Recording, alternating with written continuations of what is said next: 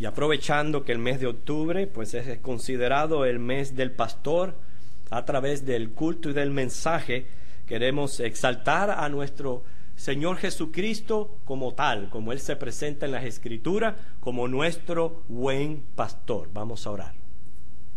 Señor, gracias porque te hemos adorado, Salvador maravilloso. Te hemos glorificado a través de este culto. Ahora, Señor, como dice Isaías, que tú envías tu palabra y no regresa vacía. Señor, toma este mensaje y haz con él de acuerdo a tu voluntad. Espíritu Santo, aquí entre nosotros, Señor, haz tu obra en cada corazón y enviando esta palabra. Lo pedimos en el nombre de Jesucristo. Amén. El pastorado es un oficio bien antiguo. Ya la Biblia registra a Abel como pastor de ovejas en Génesis capítulo 4, versículo 2. Fíjense lo antiguo que es este oficio del pastor. Y se dicen que los patriarcas, Abraham, Jacob, Isaac y Jacob, fueron pastores. Es más, ellos vivían vidas nómadas por tal de llevar los rebaños a lugares donde hubiera pastos. En el pastoreo también se conoce al pastor sedentario. ¿Había escuchado eso? ¿Quién es un pastor sedentario? Es el que sale por la mañana con su rebaño, pero lo regresa o lo devuelve al redil en la noche. Y sí han escuchado al pastor asalariado, ¿verdad? El pastor asalariado era muy común en aquel entonces, sobre todo los ricos tenían un pastor asalariado, del cual el propietario exigía a este pastor el precio de todo animal que se desaparecía. Tenía que pagar por cada animal que desaparecía. Inclusive había una ley, estaba la ley de Moisés que menciona Éxodo 22, del 10 al 13, donde protegía a dichos pastores si ellos podían probar de que la pérdida de la oveja no había sido por negligencia. Así que, hermanos, vemos cómo el trabajo del pastor era bien importante. Llevar al redil temprano a las ovejas. Y una vez llegaba allí, él las llamaba. Dice que él las llama por nombres. Y estas ovejas reconocen su voz y le siguen. O sea, es bien interesante este hecho en este animal, el hecho de que entre tantos rebaños que quizás apacentaban juntos, cuando llegaba el pastor y llamaba a estas ovejas por sus nombres, reconocían el nombre y reconocían la voz de su pastor. La oveja es un animal dócil, manso, afectuoso. Sin embargo, es incapaz por sí misma, si es dejada sola. Tiene que ser conducida. Inclusive carece de ese mecanismo defensivo que quizás se ve en otros animales. La oveja carece de él. Y encuentro curioso cómo Dios nos compara a nosotros con este animal. ¿Por qué será? ¿Por qué será que el Salmo 100 dice que somos ovejas de su prado? Yo no pienso que el Señor esté indicando de que nosotros seamos en ningún momento imbéciles, porque Él nos creó y nos creó a su imagen y semejanza. Pero lo que está indicando es la gran necesidad espiritual que hay en nosotros. El pecado ha hecho tanto daño, nos dejó muertos. Y sabemos que Dios nos da vida, pero aún así hay tanta necesidad espiritual en nosotros que necesitamos ser conducidos y guiados, así como un pastor conduce y guía las ovejas. Fíjense que los hombres siempre están pendientes de sus necesidades físicas, quizás materiales, pero le ponen poca atención a las necesidades espirituales que tenemos en el alma, las cuales son genuinas. Y sin embargo entendemos que necesitamos de la guianza del Señor, de la sabiduría que encontramos en la palabra para nuestro diario vivir. Así que en ese sentido, en esa necesidad espiritual, es que Dios nos compara a nosotros con este animal, la oveja. La función del pastor era conducir el rebaño a los pastos, se quedaba allí con ella, con el rebaño todo el día. Habían ocasiones que también en la noche. Tenía que defender el rebaño de las fieras, de los ladrones. Primera de Samuel 17, 34 al 35 nos presenta a David, como él dice que con gran valentía, cada vez que venía un león o venía un oso y le arrebataba una oveja, él iba y la defendía y le sacaba prácticamente la oveja de las quijadas de estos animales. Ustedes se imaginan. Yo no quiero verme con un león al frente, ni menos un oso. Sin embargo, mira la valentía de David de proteger el rebaño de su padre, porque la mayoría de los hijos hacían esta función. Pero también el pastor debía de recoger la oveja perdida, cuidar de las recién paridas, abrevarlas. ¿Ustedes saben lo que significa esa palabra? Abrevar. Llevarlas a tomar agua todos los días. Trasquilarlas, o sea, es quitarle el peso de la lana. Y todo ese oficio tenía que hacer el pastor. La oveja era bien importante en aquellos días por varias razones. Número uno, era ceremonialmente pura, era considerado un animal puro, por tanto, se comía mucho la carne de oveja. También por la excelente leche que daba. ¿Cuántos de aquí pueden decir que se criaron con leche de chiva? Uy, tenemos poquitas manos. Ustedes lo ven, que son los más robustos de la congregación.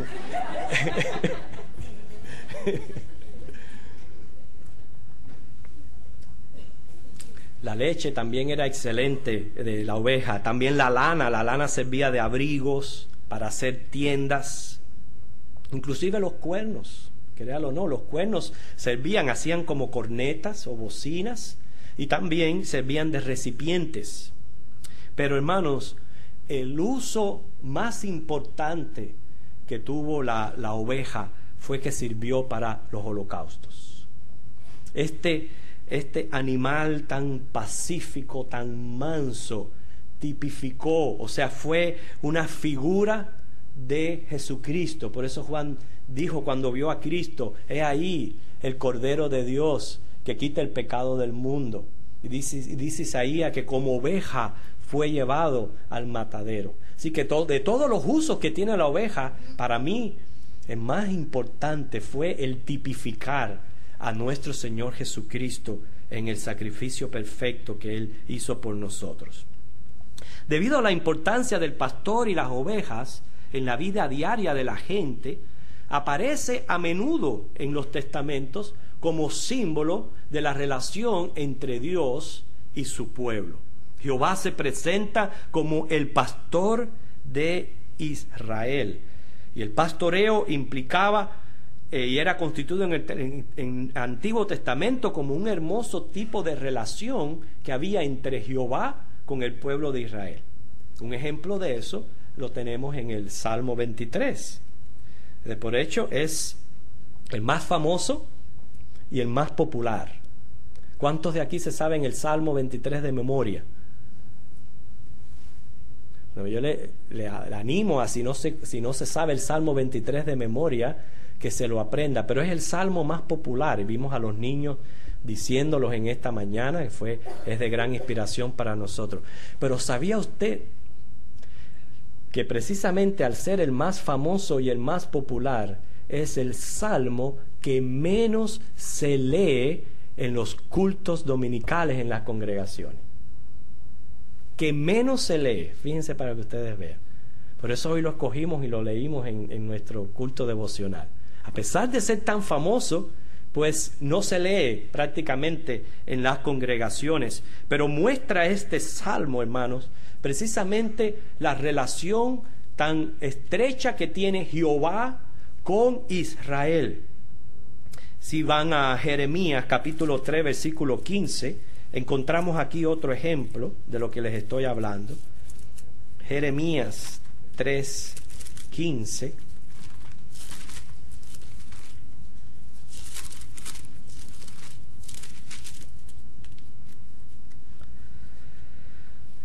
Y os daré pastores según mi corazón, que os apacienten con ciencia y con inteligencia. Fíjense, os daré pastores según mi corazón, que os apacienten con ciencia y con inteligencia.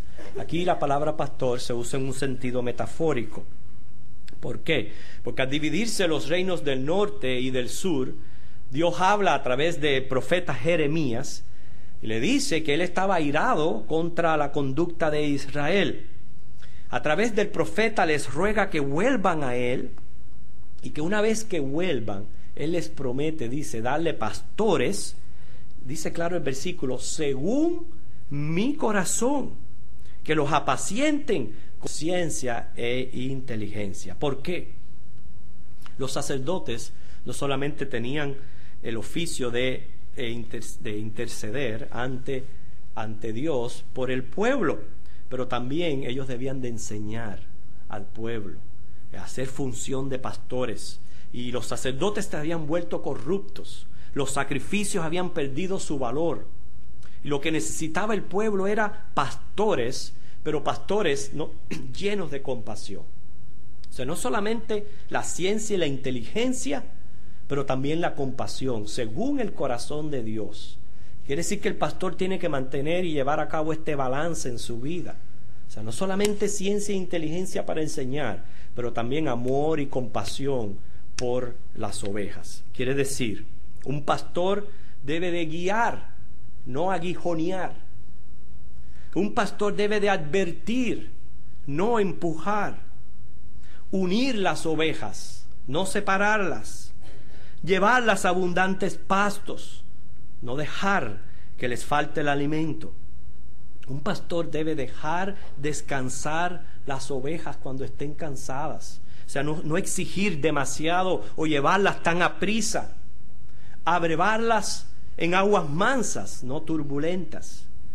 Y por eso es que Jehová se presenta como un pastor ejemplar. Dice Isaías 40:11.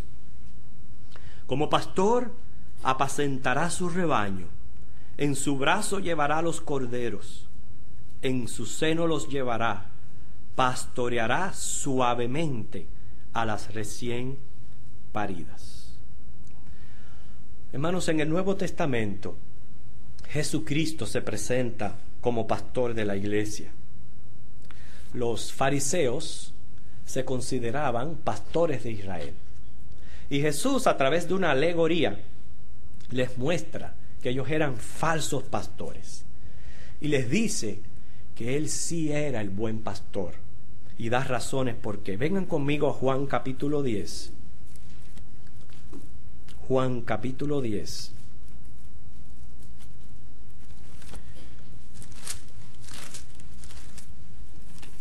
Y vamos a estar leyendo los versículos del 1 al 16. Ustedes me siguen con la vista.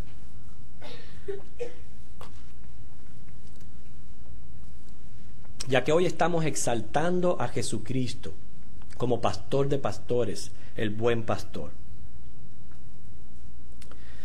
De cierto os digo, esto es lo que Jesús le dijo a estos fariseos que se consideraban pastores de Israel, pero Él les dice que eran falsos. De cierto os digo, el que no entra por la puerta en el redil de las ovejas, sino que sube por otra parte, ese es ladrón y salteador. Mas el que entra por la puerta, el pastor de las ovejas es. A éste abre el portero, y las ovejas oyen su voz, y sus ovejas llama por nombre, y las saca.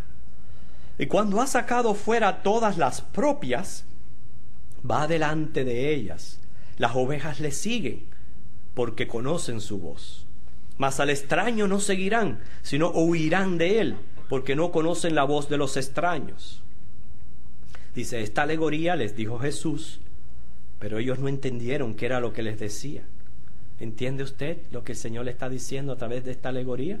Si no, lo vamos a explicar en breves momentos. Volvió pues Jesús a decirle, de cierto os digo, yo soy la puerta de las ovejas. Todos los que antes de mí vinieron, ladrones son, salteadores, pero no los oyeron las ovejas. Yo soy la puerta. El que por mí entrare será salvo, entrará y saldrá y hallará pastos. El ladrón no viene sino para hurtar y matar y destruir. Yo he venido para que tengan vida y para que la tengan en abundancia. Miren lo que dice el versículo 11. Yo soy el buen pastor. El buen pastor su vida da por las ovejas. Mas el asalariado, y que no es el pastor, de quien no son propias las ovejas, ve venir al lobo y deja las ovejas y huye. Y el lobo arrebata las ovejas y las dispersa. Así que encontramos aquí, por ejemplo, ¿se recuerdan esa ley que protegía hasta el asalariado si perdía una oveja?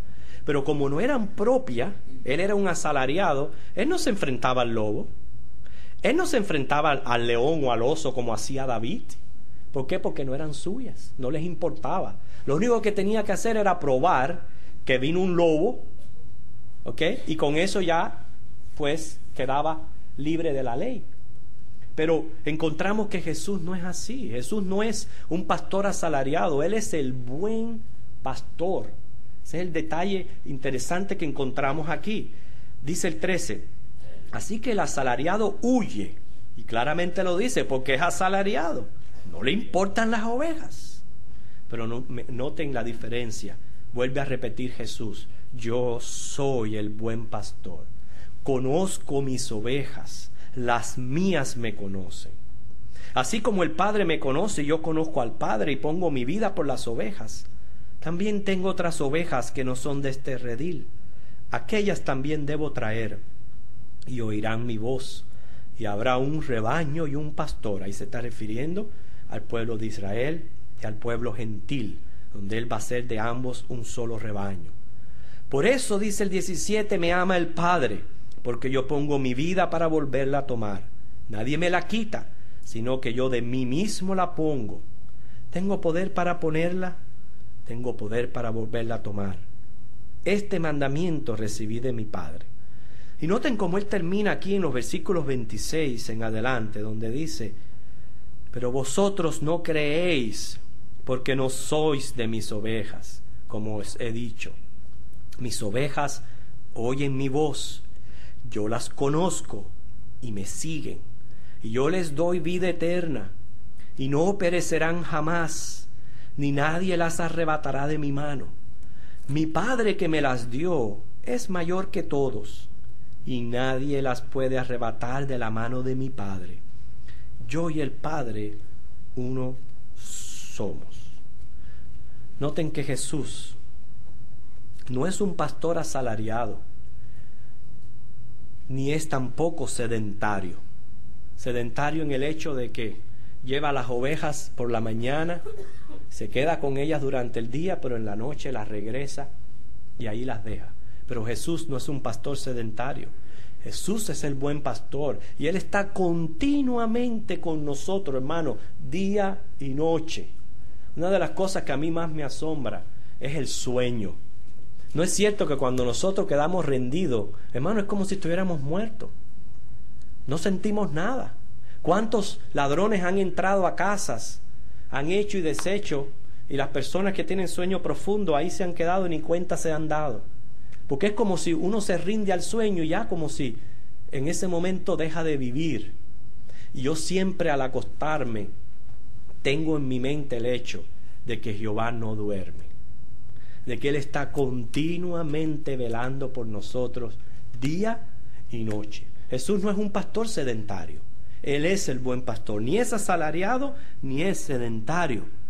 ¿Sabe por qué? Porque si no, Él le tendría que dar cuenta al dueño, que es el Padre, si perdiere alguna. Pero Él es un buen pastor, por eso claramente Él dice ahí, en el versículo 28, mis ovejas no perecerán jamás. Dice, nadie las arrebata de la mano de mi Padre. Hermano, si David, siendo hombre, defendía sus ovejas y no permitía que un animal feroz viniera y le arrebatara una oveja, ¿cuánto más Jesucristo? ¿Cuánto más Jesucristo no va a defender sus ovejas y no va a permitir que nadie ni nadie, nada ni nadie las arrebate de sus manos? ¿Qué implica esto para nosotros? Implica una total seguridad de aquellos que somos hijos de Dios. Él nos llama por nombre, nosotros escuchamos su voz y le seguimos. Él nos llamó y nos va a llamar de una manera individual y efectiva. Lo que me está hablando aquí, hermano, que la salvación del alma no es un paquete familiar. Eso es algo muy personal, es un llamado bien personal que hace Dios a cada persona, y por tanto la persona tiene que responder a ese llamado también de una manera muy personal. ¿Cuál es la voz? La voz es el Evangelio de salvación que tenemos en Cristo Jesús.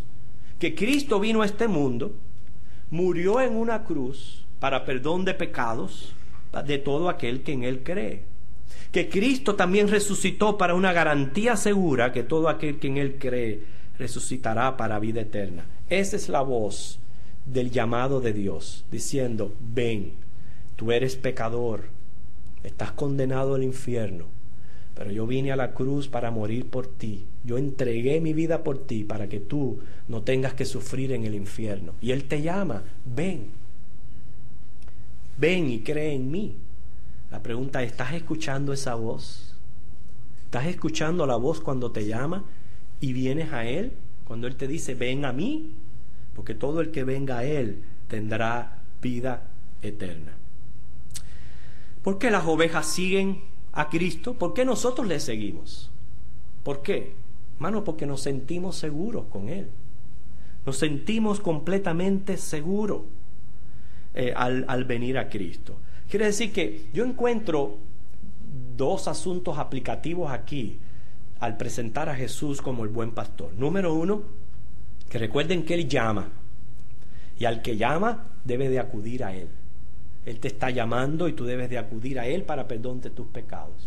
Pero segundo, y muchos de nosotros que ya hemos escuchado su voz y le estamos siguiendo, yo pienso que para nosotros lo más importante es comportarnos como ovejas. Fíjense, comportarse uno como una oveja. Qué difícil para nosotros es eso. Siempre queremos estar en control. Siempre queremos que estar nosotros tomando las decisiones separados de Dios. Somos tercos, somos caprichosos. Muchas veces estamos a la defensiva y no nos comportamos como ovejas que somos. Cuando yo les digo de comportarse como oveja, hermanos, es rendirse al Señor, rendir tu vida en una total dependencia del Señor. Y es lo que Dios quiere, que nosotros crezcamos cada vez más. Crecer en una dependencia de Dios donde yo prácticamente consulte todos mis asuntos con Él, dependa de Él, espere en Él y le siga y me comporte como eso, como una oveja. Es todo lo que yo tengo que hacer. No tengo que hacer más nada que comportarme como oveja, porque de seguro que el buen pastor me llevará a los prados verdes. Hermanos, inmediatamente que una oveja se sale del redil, ¿qué sucede?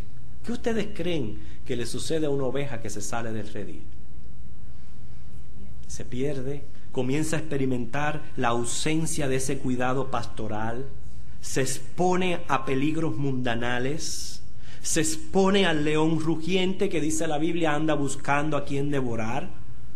Y yo quiero decirle que la carne favorita del diablo son las ovejas santas. Esa es la carne favorita de él. Y con esto yo no estoy diciendo que se pierdan finalmente y completamente, porque ya acabamos de decir que Jesús como buen pastor no va a perder a ninguna. Es más, si Él perdiera alguna, le tendría que dar cuenta al dueño de las ovejas y no fuera un buen pastor. Como el buen pastor, Él finalmente salvará a sus ovejas. Pero hermanos, cuando la oveja se sale del redil, y claro que Cristo va y la trae, ¿cómo viene?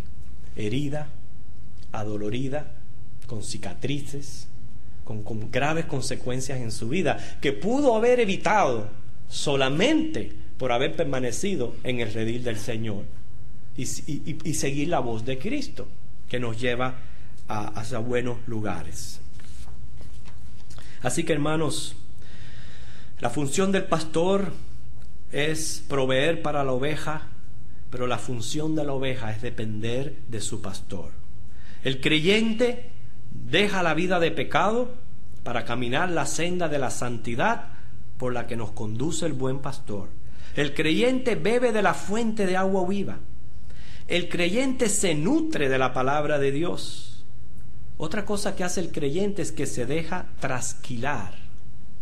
Y el trasquilar implica, en este sentido simbólico que lo estamos usando, en dejarse quitar las cosas malas que quedan ya en nuestra vida y prácticamente nos hacen que pese y no podamos caminar correctamente. Bueno, el creyente se va dejando trasquilar por la palabra de Dios y sobre todo se mantiene en el redil, porque ese es el círculo de seguridad donde va a evitar muchos peligros para su alma. Pero sobre todo lo que yo quiero que se quede con nosotros es que como ovejas podemos vivir seguros. Y Pablo lo dice en Romanos capítulo 8. Romanos capítulo 8, versículo 31 al 39.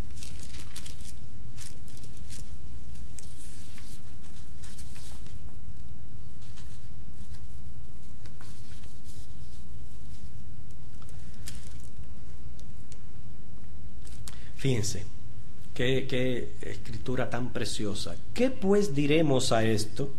Si Dios es por nosotros, ¿quién contra nosotros? Dice, el que no escatimó a su propio Hijo, sino que lo entregó por todos nosotros, ¿cómo no nos dará también con Él todas las cosas? ¿Quién acusará a los escogidos de Dios? Dios es el que justifica. ¿Quién es el que condenará? Cristo es el que murió, mas aún el que también resucitó, el que además está a la diestra de Dios, el que también intercede por nosotros. Y miren versículo 35, ya entendiendo el oficio de un buen pastor, después de haber entendido a Juan 10, el oficio de un buen pastor, Pablo entonces dice aquí, ¿quién nos separará del amor de Cristo? Y comienza a poner un número de situaciones como es tribulación, angustia, persecución, hambre, desnudez, peligro, espada. Mire, nada de esto nos puede separar de Cristo. ¿Okay? Por eso dice el 37, antes en todas estas cosas somos más que vencedores por medio de aquel que nos amó. Por lo cual estoy seguro. Dice, no es que yo les diga a ustedes que estén seguros. La palabra de Dios nos da esa seguridad. Hermano, si usted es oveja de Cristo, y usted escuchó su voz llamándole al Evangelio, llamándole a un arrepentimiento, llamándole a la salvación, y usted ha escuchado esa voz, y usted le sigue obedientemente como una oveja de su prado, usted puede estar seguro, dice aquí, que ni la muerte, ni la vida, ni ángeles, ni principados, ni potestades, ni lo presente, ni lo porvenir, ni lo alto, ni lo profundo. Y como un broche de oro, para decir que no se quede nada afuera, dice, ninguna otra cosa creada nos podrá separar del amor de Dios, que es en Cristo Jesús, Señor nuestro.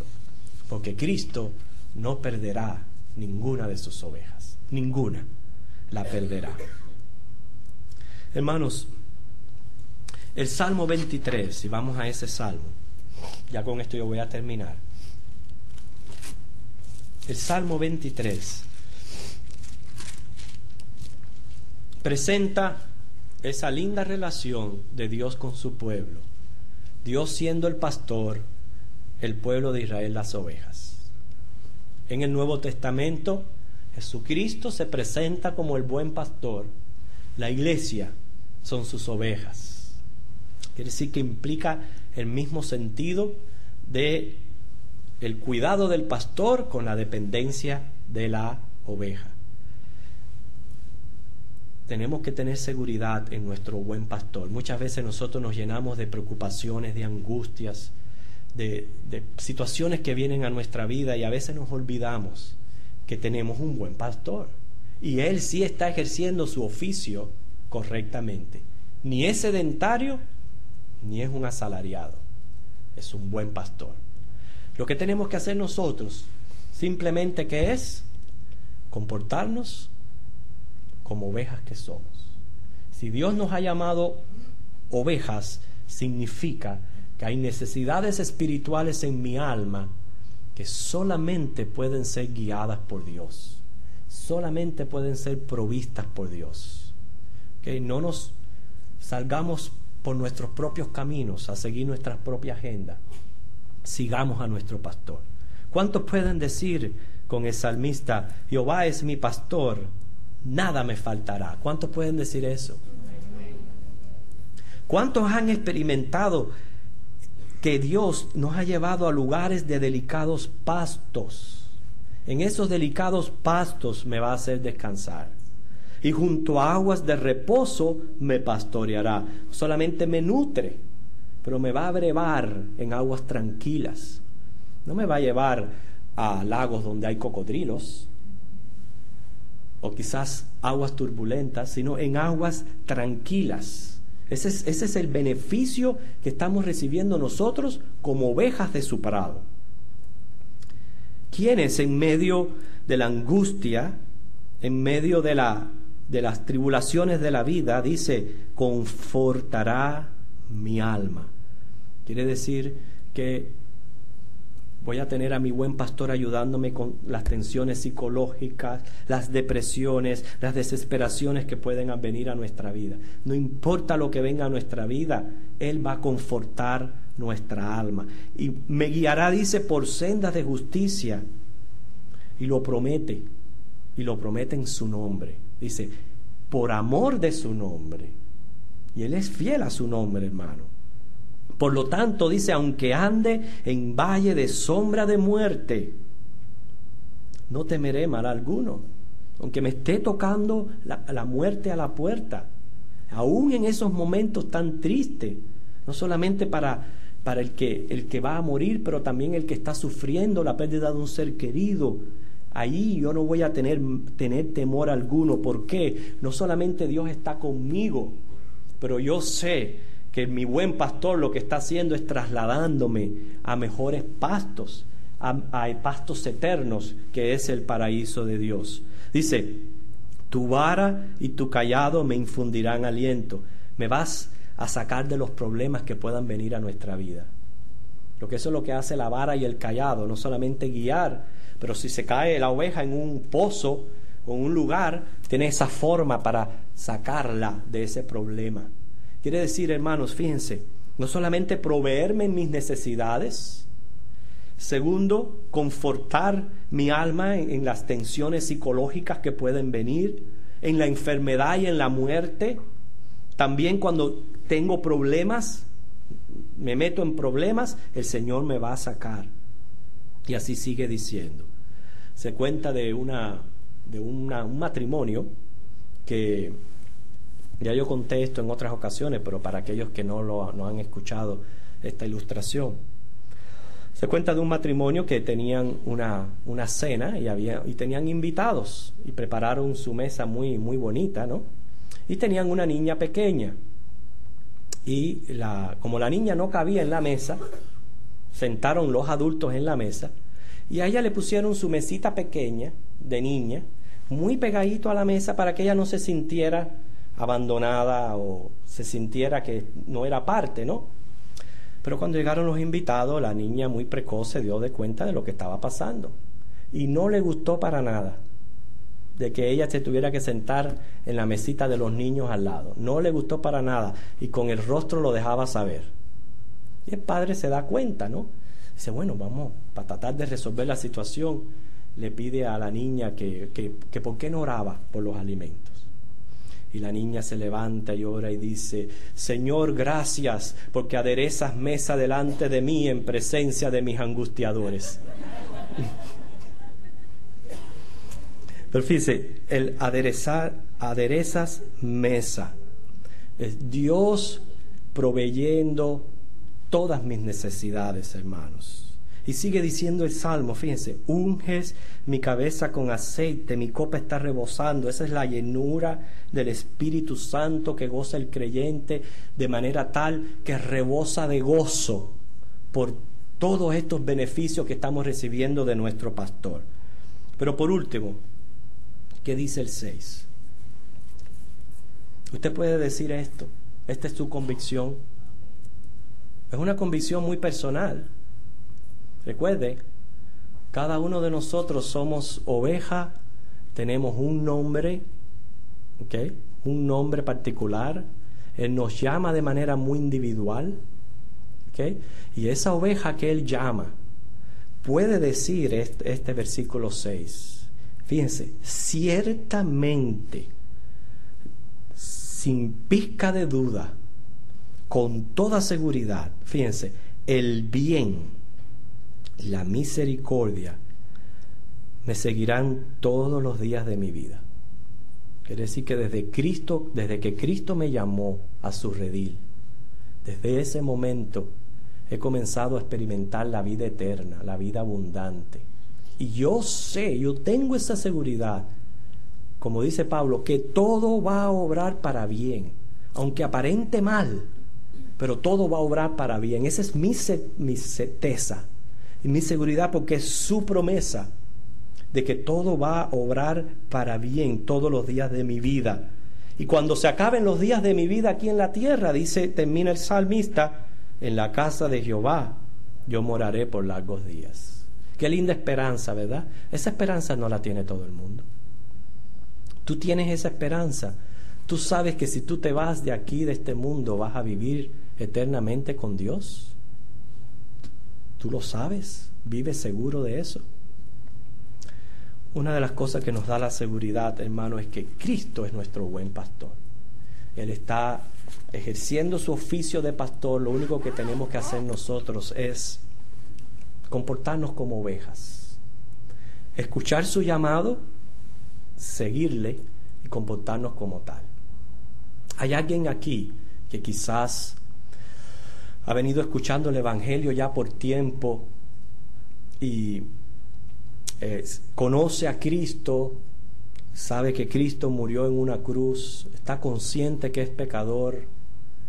El Señor te llama y te dice, ven a Él, ven y acéptale como Señor y su Salvador. ¿Hay alguien aquí que ya ha aceptado a Cristo en su corazón como Señor y Salvador y quiere hacerlo manifiesto para el resto de la congregación, saber lo que Cristo está haciendo en su corazón y puede hacerlo levantando su mano? ¿Hay alguien aquí que hoy públicamente nos deja saber lo que Cristo está haciendo en su corazón, que Cristo lo está llamando y usted está obedeciendo su voz, aceptándole como Señor y Salvador? ¿Hay alguien aquí? Nunca lo ha dejado saber a la iglesia. Espero que todos los que estemos aquí ya hayamos experimentado el llamado del Señor, diciéndonos, ven a Él, porque hay que venir a Él, hermanos. Hay que venir a Cristo para poder ser oveja y gozar de todo esto que hemos hablado. Hay que venir a Cristo, y cuando uno viene a Cristo hay un conocimiento mutuo. Él te conoce, pero tú también le conoces a Él, y al conocerle oyes su voz. Fíjense, no oyes las voces de los falsos pastores que hay por ahí. Oyes su voz y seguro le sigues y gozas de lo que es el oficio y el trabajo de un buen pastor. Señor les bendiga. Vamos a orar. Gracias te damos, Dios, por tu palabra en este día domingo, donde te exaltamos, Jesucristo, como el buen pastor. Tú dices en tu palabra que tú eres el buen pastor porque tu vida diste por las ovejas, y que eres el buen pastor porque tus ovejas oyen tu voz y te siguen.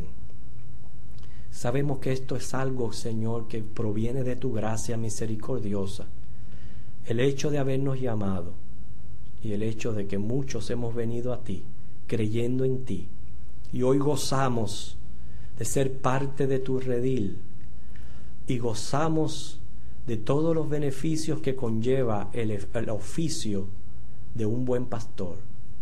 Gracias por lo que tenemos, Señor, y por esta certeza y esta seguridad que gozamos en ti, Dios.